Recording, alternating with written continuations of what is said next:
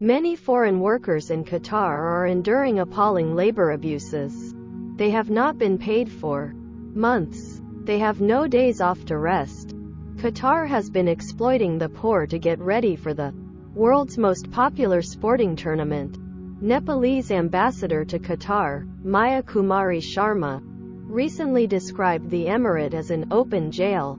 However, there is almost nobody to fight for them in Qatar. Qatar migrant workers are living in very poor conditions. Several or more people are packed in one room on bunk beds and nowhere to put anything. Showers and kitchens are in a state of despair. Let alone ventilation noise, it is a nightmare. In the summertime, that's even worse. The temperature goes up to 50 degrees and fires are not uncommon in these accommodations that are not at all up to safety standards. They work all day out in the open in extreme heat. They start working early in the morning and work all day. There is no cold drinking water on the site, just hot water. Some workers intentionally commit crimes and go to prisons because they heard prisons are far better than their work sites. According to Jamie Doward in The Observer, 400 Nepalese migrant workers have died in construction in Qatar since the country was chosen as World Cup host. That would be bad enough, but the Nepalese only comprise around 20% of the workers who are forced to work in dreadful conditions.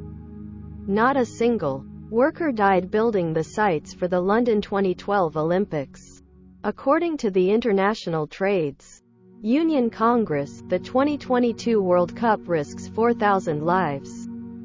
The simple fact is that the conditions faced by some of these workers fall within the International Labour Organization's definition of forced labor.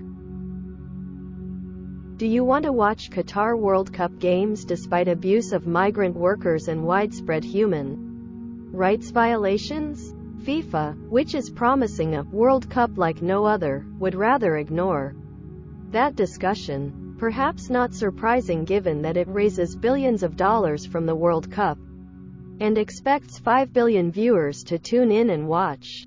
Today world democracy is tested. If you watch Qatar World Cup games, you are not only supporting human rights abuses but also making those abusers rich. There is no argument about your decision whether you watch the Qatar World Cup or not. If you learn many facts about the country's serious human rights problems and you are moral persons, you can't watch and enjoy the games. It is really disgusting to watch them. You have to boycott the games, otherwise you are immoral and stupid people who care nothing about human rights.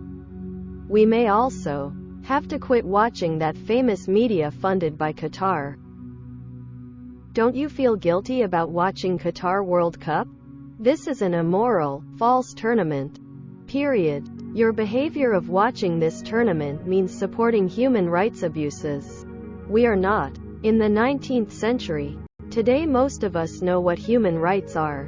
There are no excuses for human rights violations. Do you want to be a part of sports washing supporting the regime with questionable human rights records? So many journalists and papers have done an excellent job shedding light into the horrific human cost of building these stadiums, and so many human rights organizations have provided accounts of the physical and financial abuses of migrant laborers. If you can't boycott this tournament, then you can't criticize any countries with human rights violations. You can't take this lightly. We have to boycott this tournament to protect people and the future of our children in the world. If the World Cup Qatar were a success, that would prove the power that we can easily control people. That means the end of democracy. Period. It is clear that we have to boycott for the world democracy. However, don't criticize the players because they are just tools for this tournament. Like some players are saying, they can't sacrifice their careers by boycotting this tournament. That means they don't care anything but money. You now know what it looks like to be a hypocrite.